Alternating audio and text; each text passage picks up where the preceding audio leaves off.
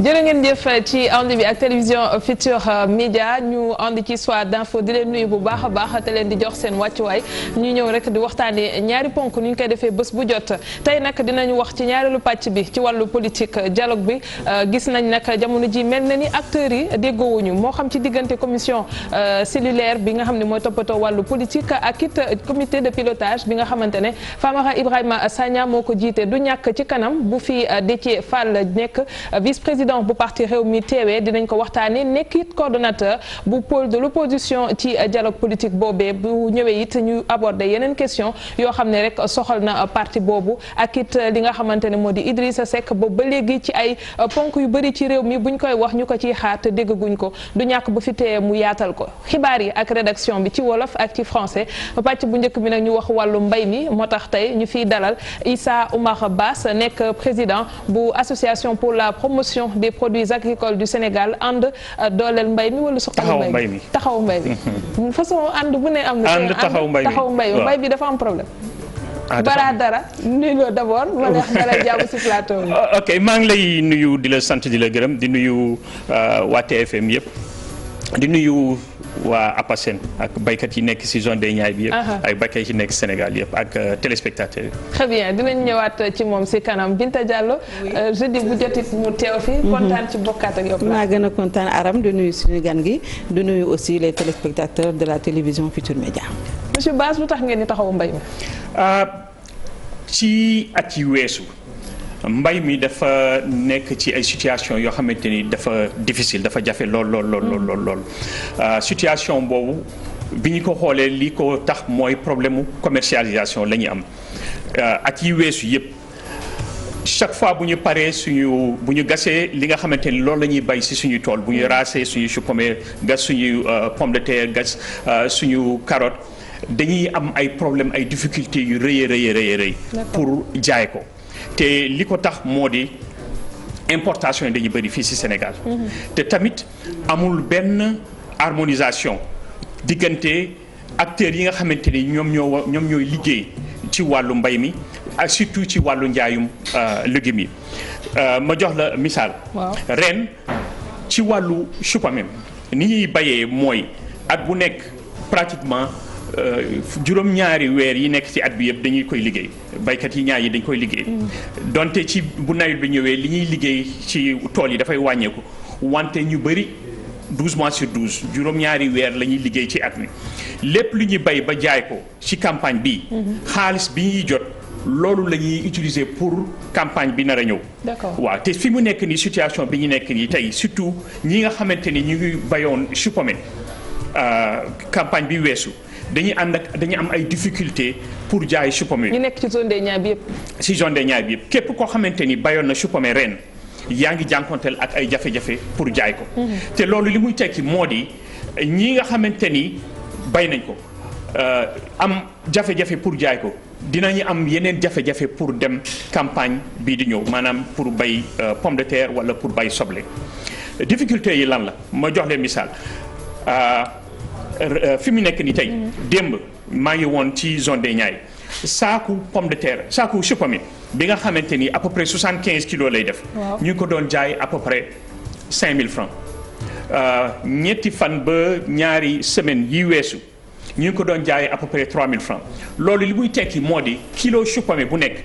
ñu ngi koy jaayee 40 francs juróom-ñetti dërëm. waaw loolu amul noo mën a def dépense yi nga xamante ne war nga ko def. ba pare te doo ci génn te boo demee ci tool yi tey ay tool yu rafet la ñu am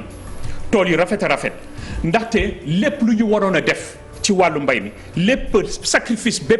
boo xamante ni waroon nañ ko def nañ ko da ngay am na ñuy lépp xaalis dem investir ci mbay mi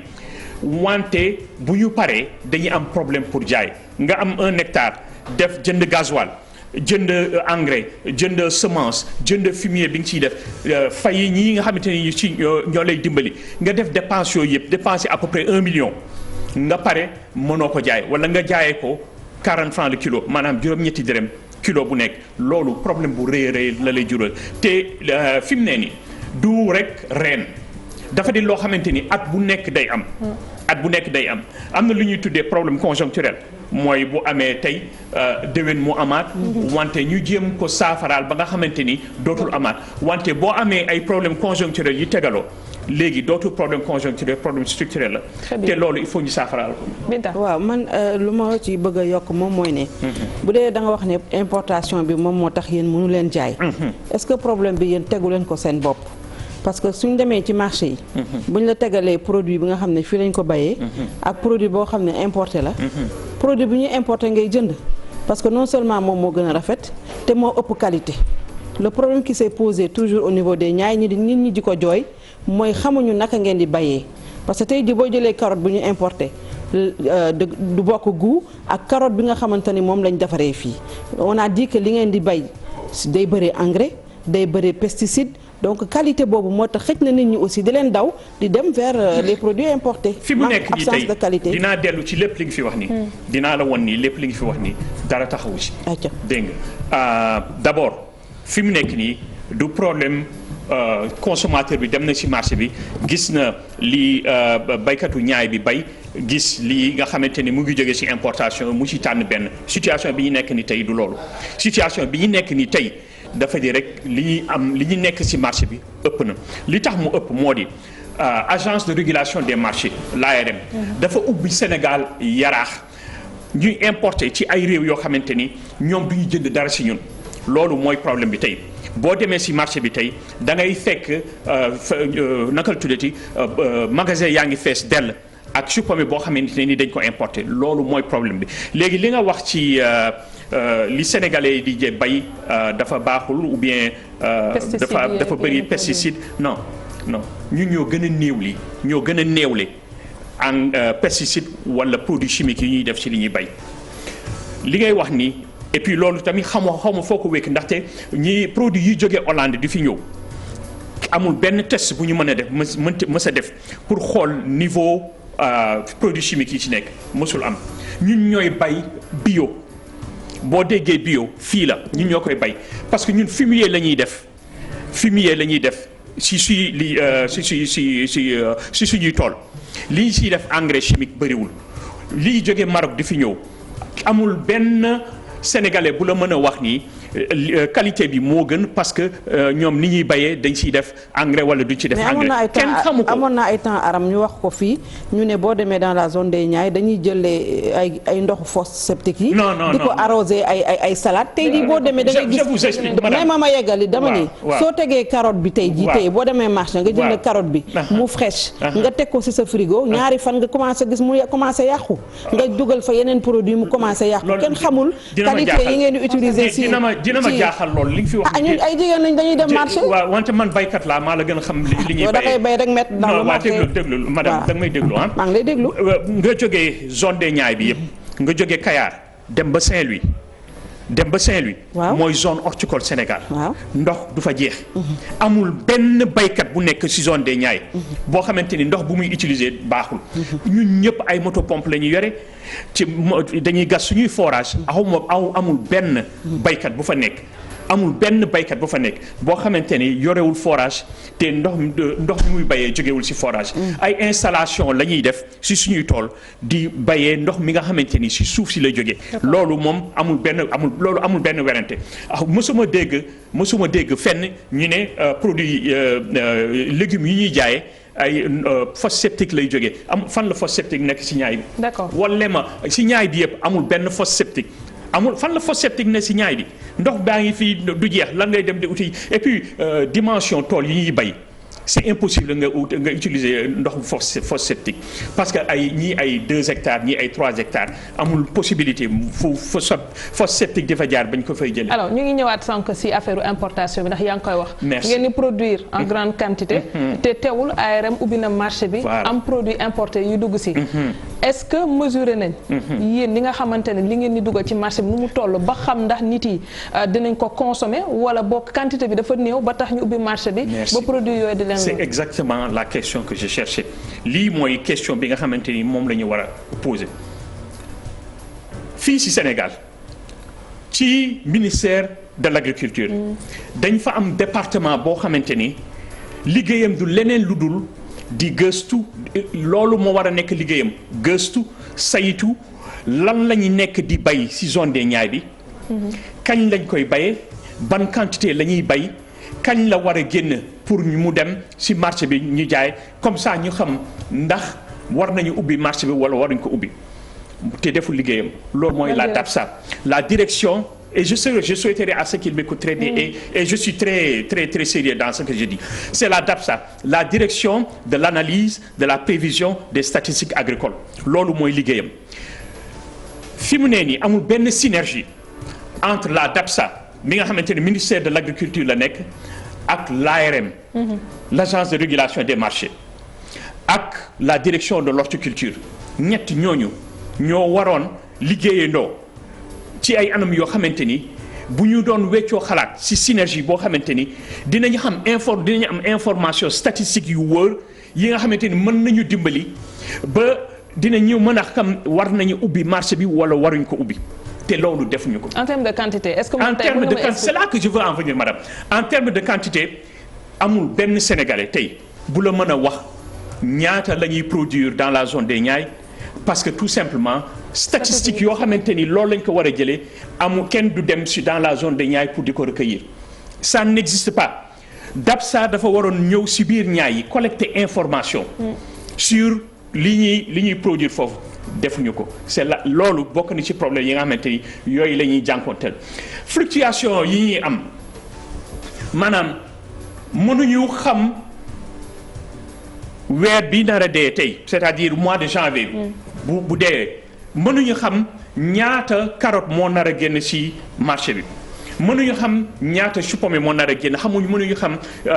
benn légume ñaata moo ci génn parce que xamuñu sax ñaata baykat ñoo nekk dans la zone des Niayes. di bay da ngeen nekk ay structure nekk ay association à votre niveau bu ngeen di xool par exemple association bi ngay jiite ñaata nit ñoo ci nekk. ainsi de suite à partir de là. bu ngeen ci basé xëy na ngeen xam à peu près ñaata moo nekk sur le terrain comme boog DAPSA defagul liggéeyam. xam nga association yi nekk dans la zone des Niayes dañu bëri. c'est des dizaines et des dizaines d'associations yoo xamante ni nekkuñu di communiquer wante ARM dañuy am li ñuy tuddee ay filières yooyu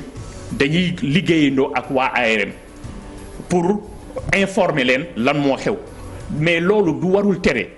amul noo mën a liggéeyee amul benn kuréel boo xamante ni mu ngi ci biir Niayes bi boo xamante ni mën nañ ko sas. ni moom war na jël information yóbbu ko ARM wala yóbbu ko au niveau de la direction de l'horticulture wala yóbbu ko au niveau de DAPSA pour ñu xam ñaata ñaata la ñuy bay pour ñu mën a def ay prévisions loolu ça n'existe pas. te loolu mënuñ ko sas baykat yi parce que ils ne sont tout simplement pas qualifiés pour le faire. mais seen base. dama gis que soble bi par exemple.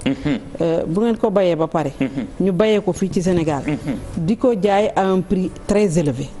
400 francs le kilo ba daaw xaw ma ci tabaski bi le ministre était obligé mu libérer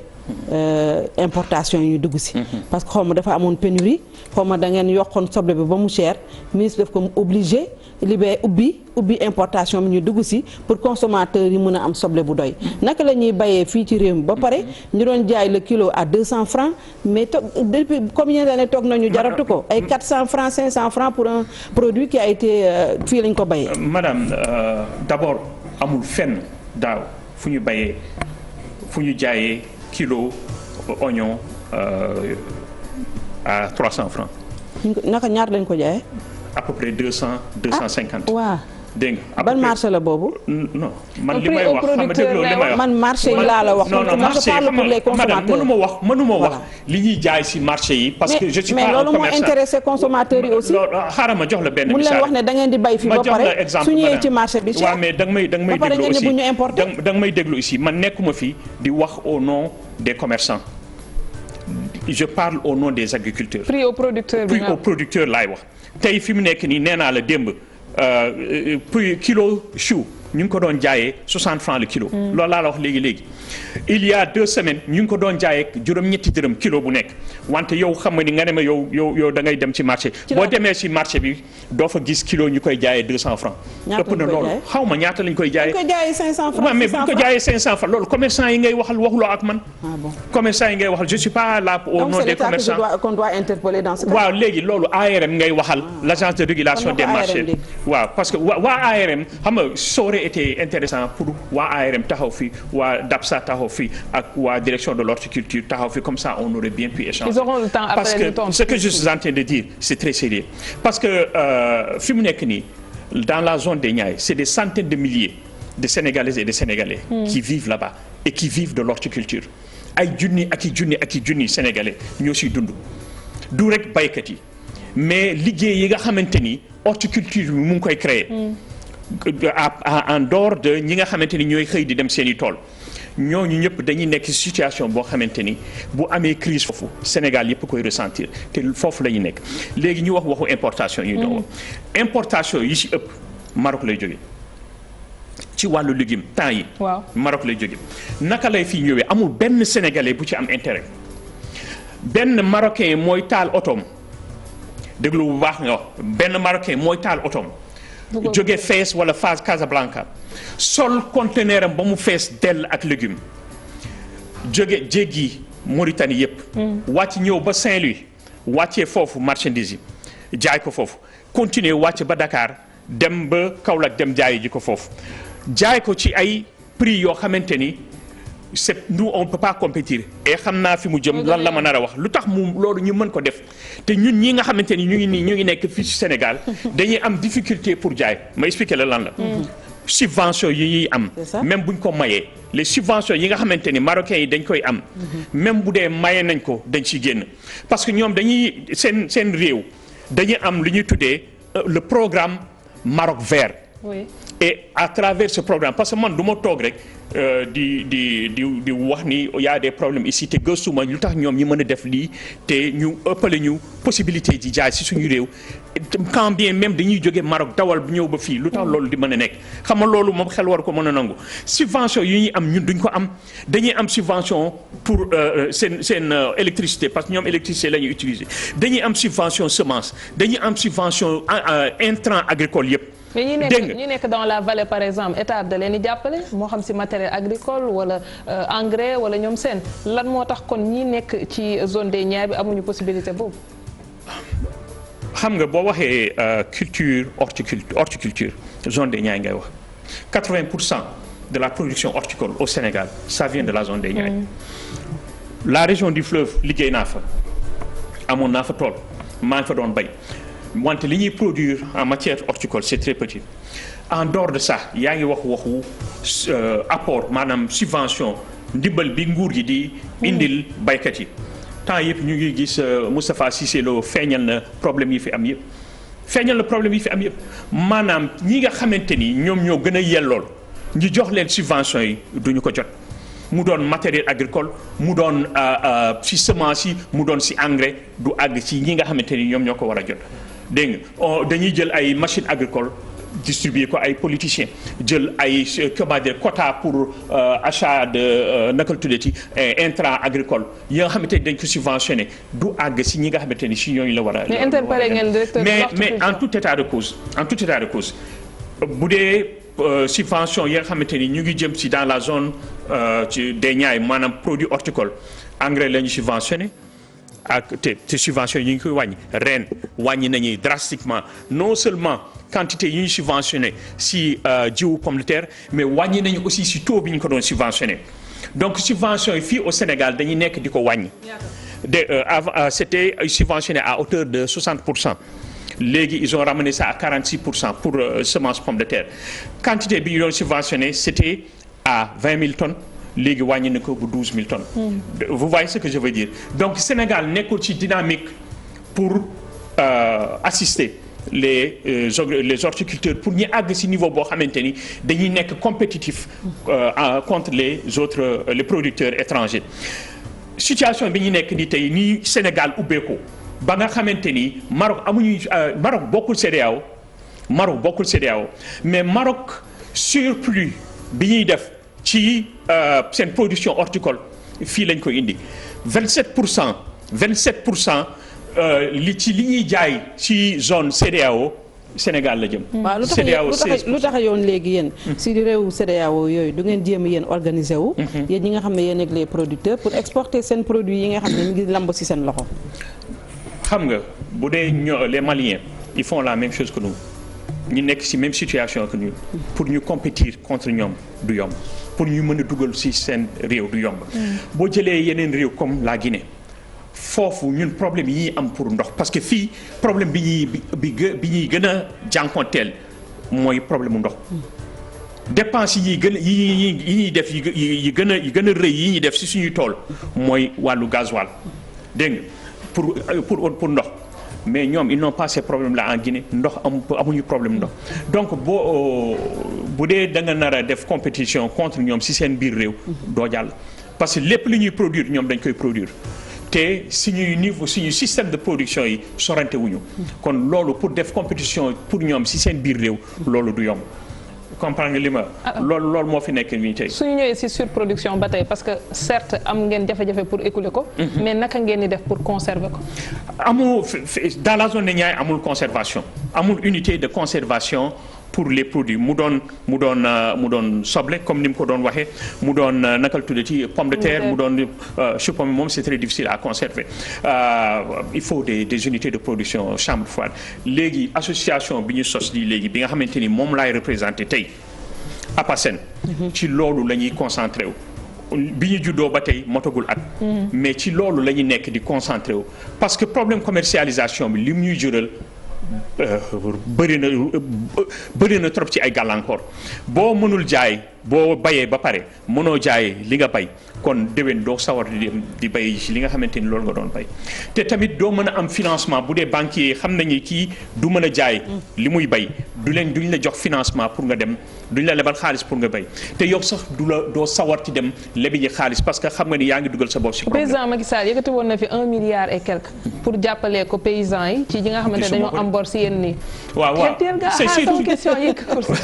waaw mu ne gisuma xaalis bi yegg siwul quoi. non généralement xam nga le problème nous on est au niveau de la zone des Niayes xaw nañu mere monsieur le président tuuti xaw nañu ko mere tuuti xam nga lu tax lors de son discours bi passé nouvel an bi ñu doon waxu problème agriculture waxu ci benn yoon zone des Niayes waxu ci benn yoon problème horticole waxu gerte la ñuy wax problème mu ceeb la ñuy wax loolu la ñuy gën a faral di wax mais problème horticulture du ñu faral di ci wax mais ma yëgal la dara xam nga lii horticulture di créer ci liggéey fii ci Sénégal amul benn secteur bu koy créer y en a pas li ñuy créer ci liggéey amul benn secteur bu koy créer li ñuy créer en termes valeur ci agricole lii richesse bi ñuy créer dans la zone de Niayes ci horticulture amul benn secteur sous-secteur agricole boo xamante ni mu ngi koy créer mais amuñu impression que valoriser nañ leen nu mu waree. xëy na organiser wu leen aussi bu baax. on est bien da ngeen dispersé de trop. je suis d'accord oui. je suis d'accord. Oui. il y a beaucoup d'organisation et jusqu'à présent concentré wuñu woon nu mu waree ci li nga xamante ni moo ñu war a génnee ci jafe-jafe yi nga xamante ni yooyu la ñuy jànkonteel loolu dëgg la mais ñu ngi ci liggéey parce que xam nañu buñ ci liggéeyul ce sera une véritable catastrophe pour le Sénégal waxuma pour la zone des Niayes pour le Sénégal yow il faut ma yóbbu la zone des Niayes catastrophe bi muy nekk moom bi muy créer moo di xëy yi nga xamante ni boo jógee Kayar nga dem ba Gànjul amul kenn koo dëkk ci zone boobu koo xamante ni mbay mi amalu la taxul si amul benn njël joo xamante ni kenn liggéey nekku ci mbay mi amul kenn koo xamante ni mu ngi ci zone des Niayes qui n'est pas affecté par l'horticulture ñëpp képp ku fay liggéey même mu doon ay maçon mu doon menuisier sorry alors dinañ ñëwaat ci yow ci kanam lay doon léegi ñu dem seetaan publicité